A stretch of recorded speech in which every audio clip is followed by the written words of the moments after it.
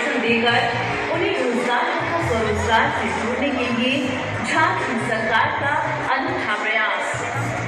झारखंड के तहत पूरे राज्य में